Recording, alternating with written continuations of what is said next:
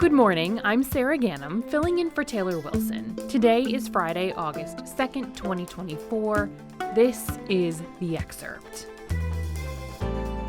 Today, 24 prisoners swapped in a diplomatically complicated exchange that brings home 3 detained Americans and a green card holder. Plus, nearly half of Americans are being overcharged for health care, and it's contributing to growing medical debt. And Simone Biles is officially the world's most decorated gymnast. In the biggest prisoner swap between NATO nations and Russia since the Soviet Union, 24 detainees, including 3 American citizens and 1 permanent American resident, were released from prison yesterday. In a short press conference, President Joe Biden stood with the 4 families, praising the efforts of other NATO nations to make this deal happen. This deal would not have been made possible without our allies. Germany, Poland, Slovenia, Norway, and Turkey, they all stepped up and they stood with us. They stood with us. And they made bold and brave decisions, released prisoners being held in their countries who were justifiably being held, and provided logistical support to get the Americans home. So for anyone who questions whether allies matter, they do. They matter. I spoke to USA Today White House correspondent Francesca about this historic exchange. Francesca, thanks so much for joining me today. I know it's a busy news day. Thanks so much for having me on this really important day, Sarah. Let's dig right in. This exchange involved the release of 3 Americans. Tell me who they are, how long they've been held by Russian authorities, and what crimes they were convicted of. Sarah, Wall Street Journal reporter Evan Gershkovich was detained in March 2023, and he was convicted of being a spy. And then just last month, he was sentenced to 16 years in prison. Then there's former U.S. Marine Paul Whelan. He was detained the longest of the 3, beginning in December 2018. He's a corporate security executive from Michigan who was also accused of spying and sentenced to 16 years in prison. And then there was Alsu Kurmasheva, a Russian-American journalist for the U.S.-funded Radio Free Europe, Radio Liberty, who was arrested in Russia in 2020. She was convicted of spreading false information about the Russian army and sentenced to 6.5 years. Now, President Biden says that all of these were show trials. He said that they were a sham and that these were not spies. There was also an English journalist, a Washington Post contributor who was a green card holder here in the U.S.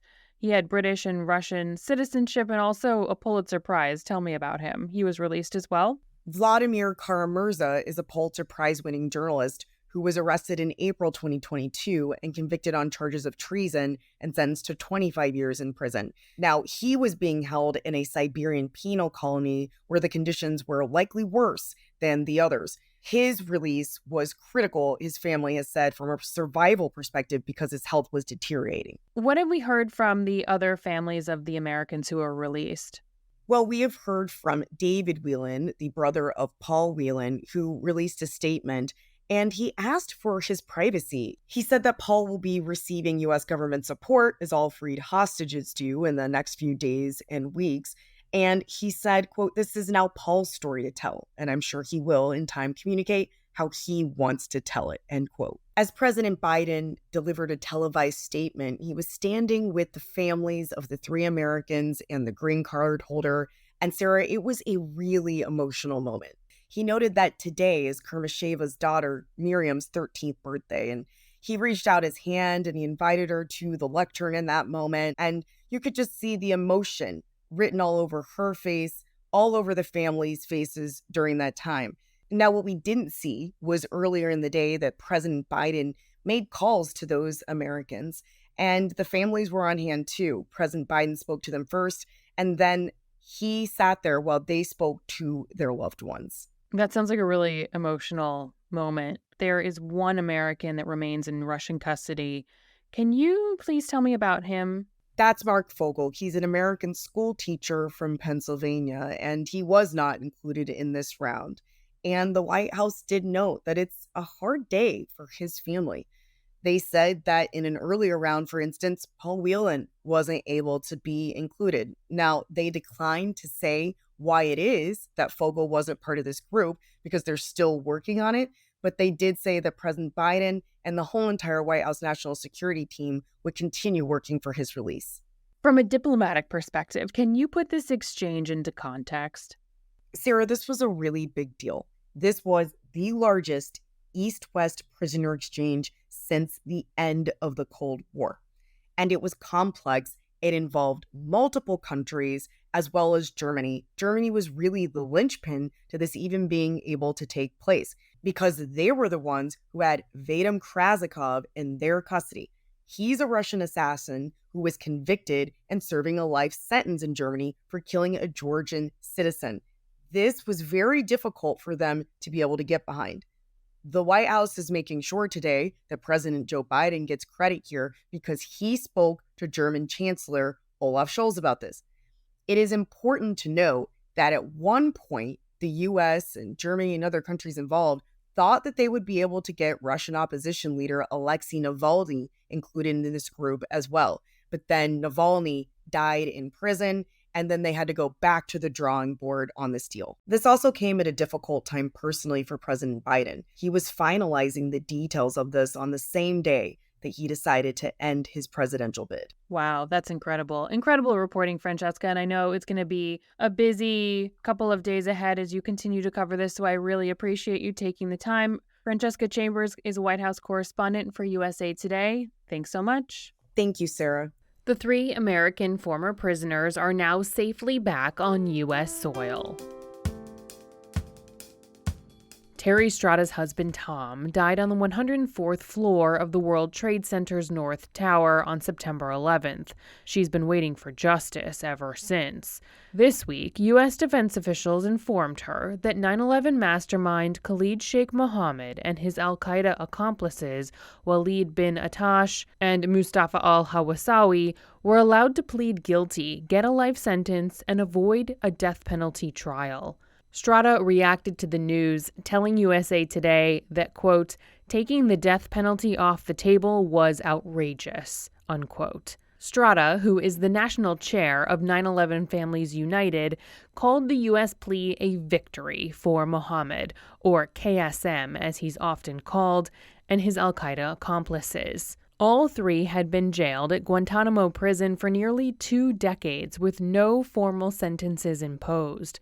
Many close to the case say the agreement that spares Mohammed's life is a practical solution to what had become an intractable legal effort. But experts worry it will deprive the public of evidence tied to the case, and some families say it amounts to no justice at all.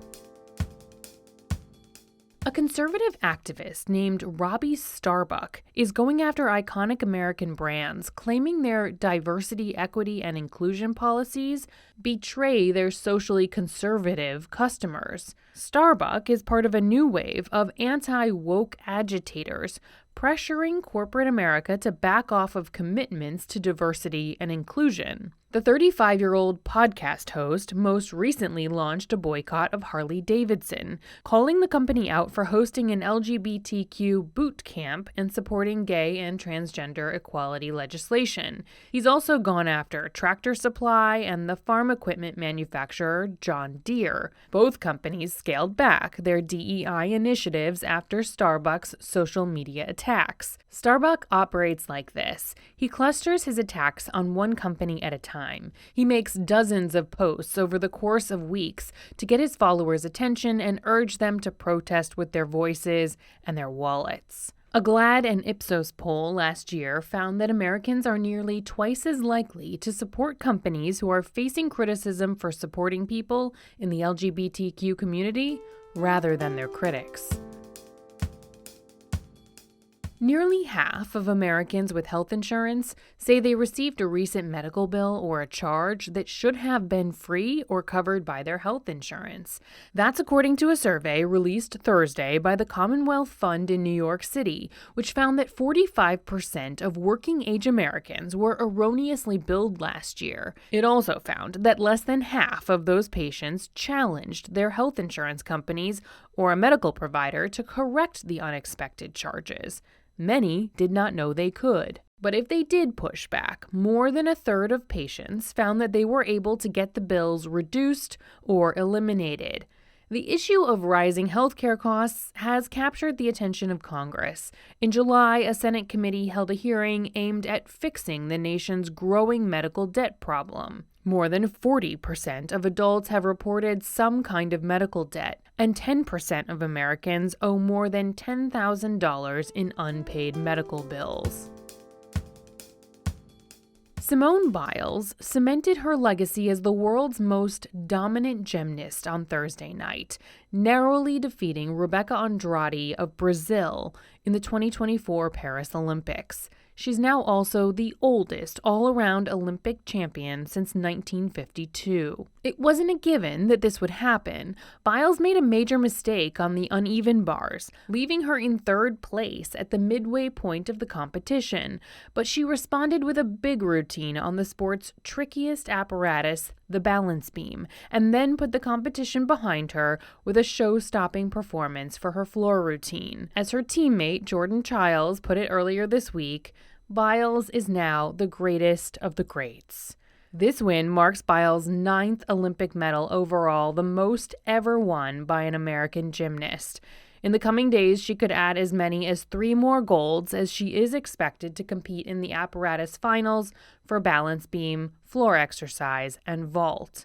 It was also a big day for the U.S. men's rowing and the U.S. women's fencing teams, who captured the gold in their respective sports. And USA swimmer Kate Douglas beat her own previous record to bring home a gold medal in the 200-meter breaststroke. She outtouched South Africa's Tatiana Smith by a difference of slightly more than a third of a second. It's Team USA's 3rd individual swimming gold medal so far at the Paris Olympics. You can follow along with more Olympics coverage from USA Today Sports. Thanks, as always, for listening to The Excerpt. We're produced by Shannon Ray Green. Our executive producer is Laura Beatty. You can get the podcast wherever you get your audio. And if you're on a smart speaker, just ask for The Excerpt. I'm Sarah Gannam, filling in for Taylor Wilson. I'll be back tomorrow with more of The Excerpt from USA Today.